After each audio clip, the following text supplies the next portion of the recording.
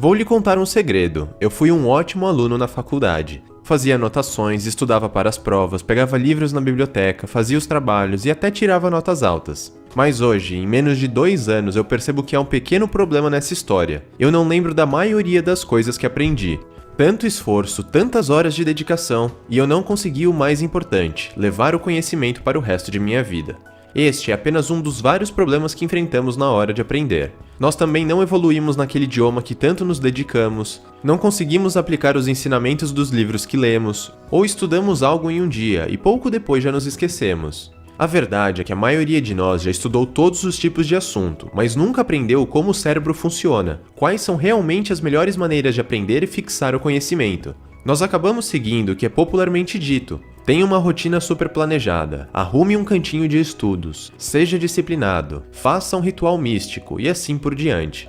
Mas de onde tiraram essas ideias? Existe alguma pesquisa que as comprove? Pelo que vimos, parece muito esforço para pouco resultado. Então, esqueça tudo o que você viu até hoje, porque eu vou lhe mostrar as melhores ideias do livro Como Aprendemos. Você vai descobrir, com base em estudos e pesquisas, como o aprendizado acontece, quais são as melhores maneiras de estudar e como carregar o conhecimento por mais tempo em sua vida.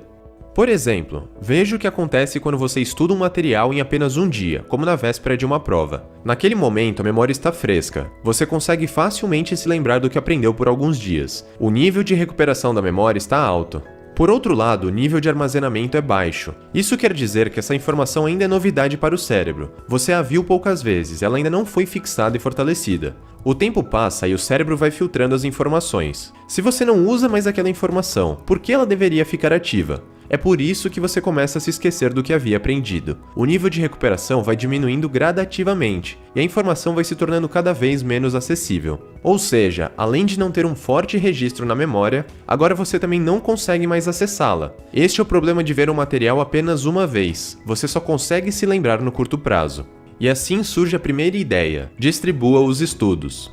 Vamos supor que você tem uma prova no dia 10, e que você aprendeu o conteúdo hoje, dia 1. Ao invés de estudar 6 horas na véspera da prova, crie espaços entre os estudos ao longo dos dias. Se você aprendeu algo hoje, dê um tempo antes de estudar. Neste caso, o ideal seria estudar 2 horas no dia seguinte. Depois, estudar mais 2 horas no dia 5, e depois mais 2 horas na véspera da prova. A verdade é que toda vez que você se esforça para recuperar uma memória, você não está apenas reativando-a e tornando-a mais acessível, você também está fixando e fortalecendo a memória no longo prazo. Quanto maior for o esforço para recuperar a memória, mais acessível e forte ela se torna. Por isso é tão importante distribuir os estudos ao longo do tempo. Você está constantemente recuperando a informação. Pesquisas apontam que essa técnica pode até dobrar a memorização.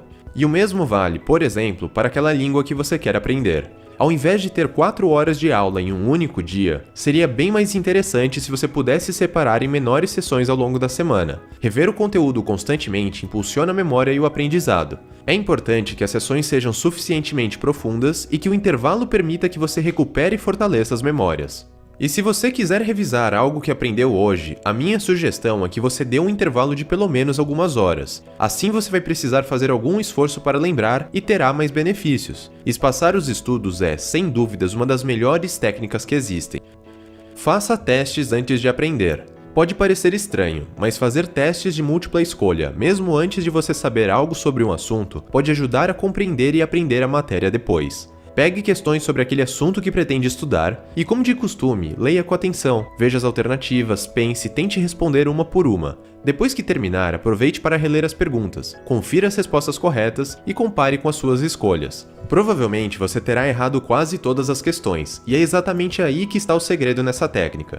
Nós costumamos prestar muito mais atenção naquilo que erramos. Tentar adivinhar as respostas faz a mente despertar. Agora, além de ter a oportunidade de estudar e fortalecer o que você acabou de aprender, quando você pegar o material, seu cérebro prestará mais atenção no conteúdo que é realmente importante. Você estará buscando as respostas corretas.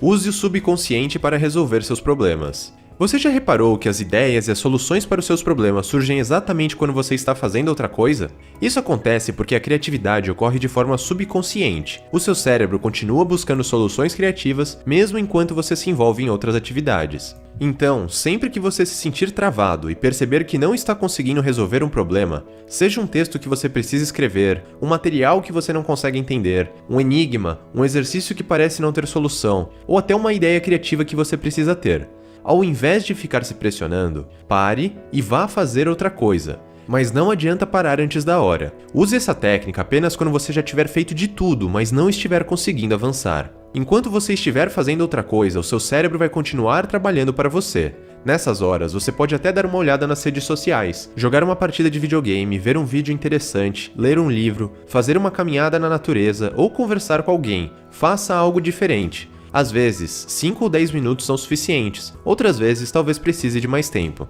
Essas pausas fazem com que você olhe para o problema sob uma nova perspectiva, deixe para trás suas antigas suposições, faz com que você se sinta revigorado e até tira uma pressão. Engajar-se com diferentes experiências cria novas conexões no cérebro, que se ligam com as antigas informações, e é a partir dessas novas uniões que surgem as soluções criativas para os problemas. Afinal, encontrar soluções é uma ótima maneira de aprender, e aprender é exatamente o que estamos buscando.